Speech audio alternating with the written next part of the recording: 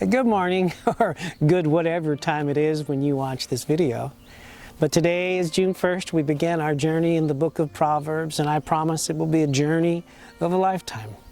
Proverbs is a book of wisdom written by King Solomon. Solomon, the son of David, who took after him or succeeded him on the throne. And Solomon prayed in 1 Kings that he would have wisdom enough to rule the people of Israel. And so God granted him wisdom. He became the wisest man in ancient times. He became the richest man in ancient times. And he experienced more than any of us could imagine. And through his life, he searched for the wisdom of God, and he gathered wisdom, and he wrote down many sayings. And that's what Proverbs are. They're short sayings that impart wisdom. The book of Proverbs is filled with these short sayings. Most of them are in the middle of the book, from chapters 10 through 29. But we began today in chapter 1, which tells us that this is a book of wisdom. And in reading this book, we can gain wisdom for our daily living. These first 9 chapters are filled with 10 speeches from a father to a son, imparting how to live life on the path of righteousness and in wisdom. And then there are 4 poems from a lady, Lady Wisdom. And she shares also these paths to righteousness, to living a peaceful life with men, imparting wisdom everywhere we go, and living in the peace of God because of the value of wisdom. Now, when we think of wisdom, we think of knowledge. But the Hebrews, it was so much more to them. In fact, their word for wisdom is chokhmah. And chokhmah means wisdom in action. And so I pray as we take this journey together in the book of Proverbs that you will gain for your life some chokhmah, some wisdom in action. We begin today with the reading of chapter 1. And my pages are stuck, so let me go ahead and unstick those pages so I don't jump from chapter 1 to chapter 3.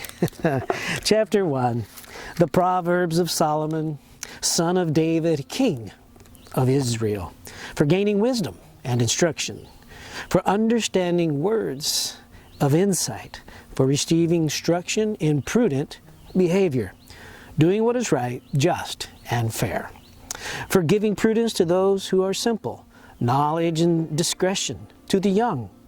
Let the wise listen and add to their learning, and let the discerning get guidance for understanding proverbs and parables, the sayings and the riddles of the wise.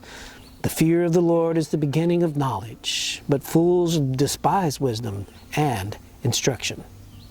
Listen, my son, to your father's instructions, and do not forsake your mother's teaching. They are a garland to grace your head, and a chain to adorn your neck.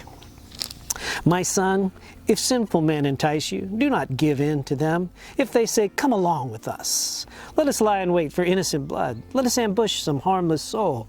Let's swallow them alive like the grave, and whole like those who go down to the pit.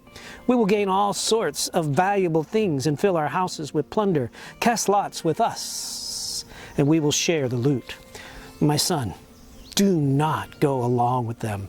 Do not set foot on their path. For their feet rush into evil, and they are swift to shed blood. How useless to spread a net where every bird can see it. These men lie in wait for their own blood. They ambush only themselves.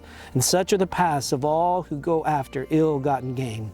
It takes away the life of those who get it.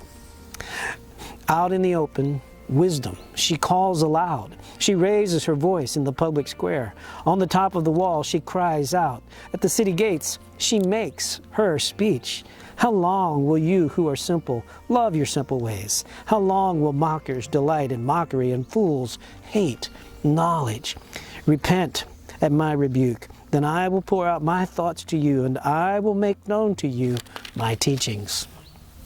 But since you refuse to listen when I call, and no one pays attention when I stretch out my hand, since you discard all of my advice and do not accept my rebuke, I in turn will laugh when disaster strikes you.